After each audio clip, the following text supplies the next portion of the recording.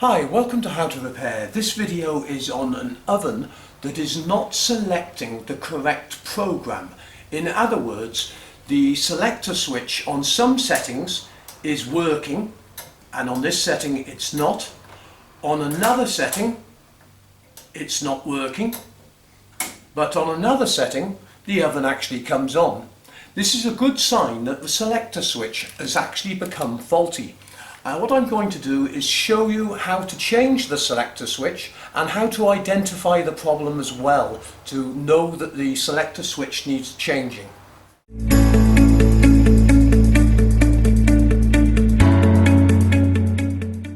So let's get on with the repair.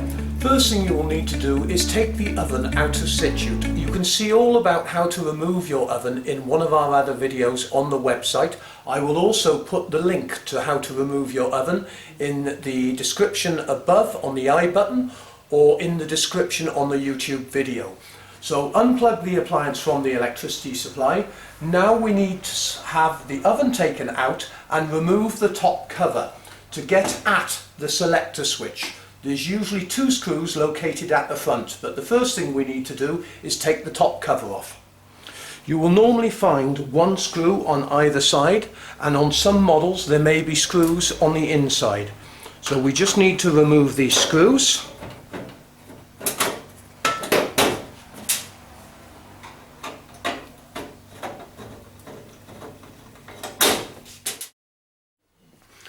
Right, so now we've got the panel off. This is the selector switch at the back here. I'll just undo the two screws at the front so we can have a good look at the selector switch.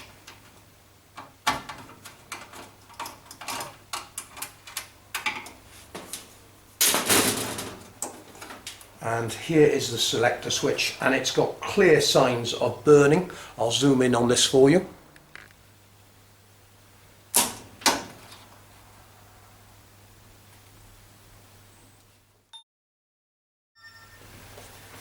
And here you can actually see at the top that the selector is burning on this terminal. And if you look closely, the tips of the points inside the selector have burnt. And this is a clear sign that the selector switch is failing on this terminal. So when you're actually needing a selector switch, you will either need the full model number and serial number off the machine if you can't identify it on our website, or sometimes you will be able to see some numbers on the actual selector switch. Now this is a 16 amp rated selector switch at 250 volt, and we do have two sets of numbers here. We've also got a date code. We've got 60463, and we've also got a number on the back which is 3140101. So either of those numbers may be the selector switch. Now on a lot of cookers there may be EGO selector switches. This one looks like a Spanish made or Italian made one, and it's failed on the top terminal. But once we've got these numbers or the full model number, we're normally able to match these up for you. So the first thing you want to do before taking any of the wires off is to actually take a photograph of the wiring. You do not want to get any of these on the wrong terminals, and it's best to have photographic proof of where everything goes first before starting to swap the wires over. So the first thing I'm going to do is get the camera and get a couple of good photographs of where the wiring goes and the colour coordination.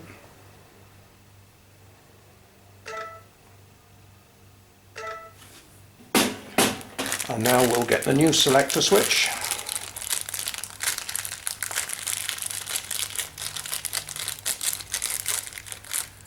So now we've taken a photograph, we'll start swapping the wires over, and we'll do one for one.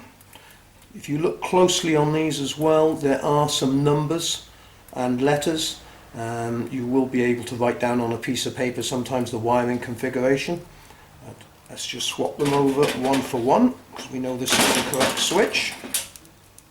Sometimes manufacturers do make manufacturing alterations, or suppliers, and they'll supply a data sheet with these if there is any wiring alterations.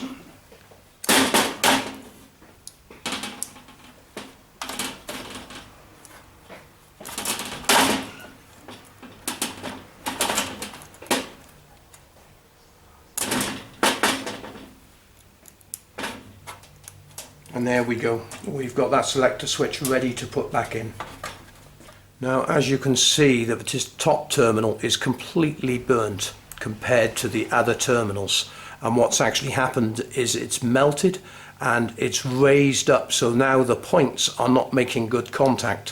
What actually happens on all selector switches is as you rotate, it changes the points on the cam. Now we can rotate this one going anti-clockwise rotation, but when we go to turn it left, it's jamming because this is actually lifted up and lost contact between the terminals on the other side.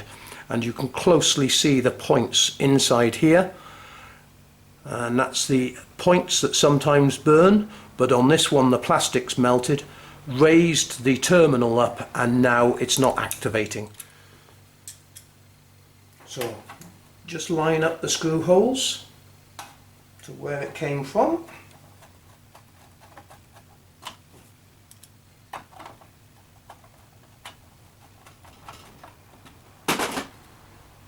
There's a half D which fits on there, and now you can see that the new one rotates perfectly in both directions. Now an important note, you should never ever have the thermostat set on a setting before turning the selector switch. Now all the manufacturers do not put this in the manuals, and if any manufacturers are noting or watching this video, always you should have the thermostat in the off position before choosing a program on the selector.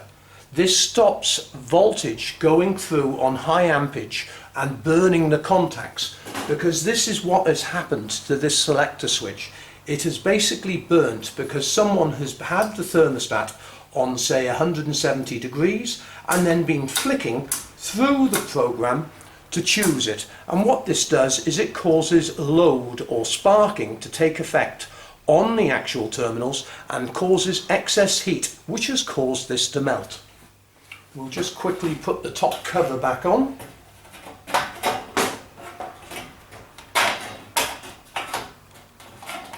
Do be careful of the steel on these, they can be very sharp. Turning all the dials to the off position, we're ready to plug the cooker in. And now we can select a program, and as you see, the first program we turn on, the light comes on automatically. Program 2, the light is on. Program 3, the light is on. This oven now is working correctly. So if we're turning it to main oven, which is top and bottom element in this cooker, there's no fan motor, and we can turn the thermostat on. That's the way it should be used. This oven's now drawing roughly about 7-8 amp total, and if we turn the thermostat off, we can then choose a different setting. And there you go. Thank you very much indeed for watching this video. Please remember to shop with us. If you do need any selector switches, please send us an email with any relevant numbers that are on the selector switch, or you will be able to find your full model number normally inside the door. But on this machine there is no identification label, and there wasn't one on the back, so the only way I could actually work out which selector switch was needed was by the number on the selector switch.